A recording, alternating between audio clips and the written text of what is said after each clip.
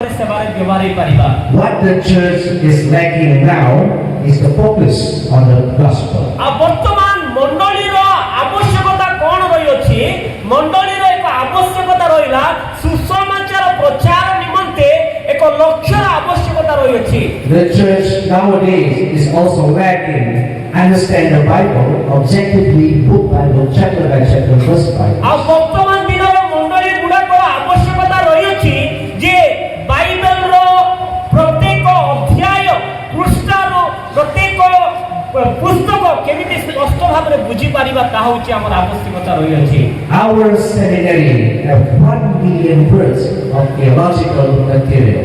ଆଉ ତାଙ୍କର ଯୋଉ ବାଇବେଲ କଲେଜ ଅଛି ତାଙ୍କ ବାଇବେଲ କଲେଜରେ ପ୍ରଚୁର ମାତ୍ରାରେ ପୁସ୍ତକ ରହିଅଛି ବାଇବେଲ ବିଷୟରେ ଅଧ୍ୟୟନ କରିବା ପାଇଁ ଏବଂ ଶିଖିବା ପାଇଁ These materials help us to interpret, explain 66 books in the gospel. ଆଉ ଏହି ସୁସମାଚାର ବା ଏହି ବାଇବେଲ କଲେଜ ଆମକୁ ସ୍ପଷ୍ଟ ଭାବରେ କେମିତି ସୁସମାଚାର ପ୍ରଚାର କରିବାକୁ ପଡ଼ିବ ବା ବାଇବେଲ ବୁଝିବାକୁ ପଡ଼ିବ ତା ଆମକୁ ବୁଝେଇ ଦିଏ And it also help us to read all the 66 books deeply through the gospel.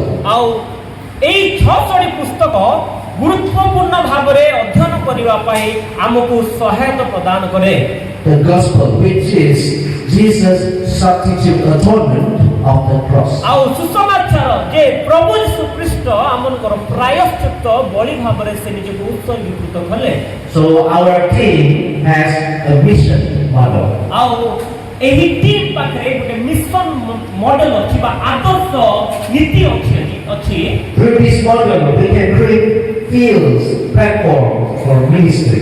ଆଉ ଏହି ମଡେଲ ମାଧ୍ୟମରେ ଆମେ ସେବା କାର୍ଯ୍ୟରେ ଆମେ ବଳବାନ ହେଇପାରିବା ବହୁ ମାତ୍ରାରେ ବ୍ୟବହାର ହେଇପାରିବା In Jakarta, we build coffee shops, Christian school, and seminaries. ଆଉ ଜାକାର୍ତ୍ତାରେ ତାଙ୍କର ଯୋଉ ବାଇବେଲ କଲେଜ ଅଛି ତାଙ୍କର ବିଜନେସ୍ ହବ୍ ଗୁଡାକ ମଧ୍ୟ ଅଛି ଆଉ ସେ ବିଜନେସ୍ ହବ୍ ମାଧ୍ୟମରେ ସୁସମାଚାର ଯେମିତି ପ୍ରଚାର କରାଯାଇପାରିବ ତାର କାର୍ଯ୍ୟ ମଧ୍ୟ ଭାଇମାନେ କରୁଛନ୍ତି In coffee shop, we hire students and part-timers, and we study Bible study with them. ଆଉ ତାଙ୍କର କଫି ସପ୍ ଗୁଡାକ ଜାକାର୍ତ୍ତାରେ ଅଛି ଜାକାର୍ତ୍ତା କହିଲେ ଇଣ୍ଡୋନେସିଆ ଆଉ ଦେଶର ମୁଖ୍ୟ ସ୍ଥାନ ଅଟେ ସେଇଠାରେ କଫି ସପ୍ ଗୁଡାକ ଅଛି କଫି ସପ୍ ଗୁଡାକୁ ଯାଇକି ଆଉ ଅନେକ ଛାତ୍ରଛାତ୍ରୀ ମାନଙ୍କ ସହିତ ସୁସମାଚାର ଅଧ୍ୟୟନ କରନ୍ତି So personally, I can speak Indonesian language. ଆଉ ବ୍ୟକ୍ତିଗତ ଭାବରେ ଭାଇ ଇଣ୍ଡୋନେସିଆ ଭାଷା କହିପାରନ୍ତି So in Jakarta, I translate sermons, the Bible study in coffee shops, and translate for my teammates. ଆଉ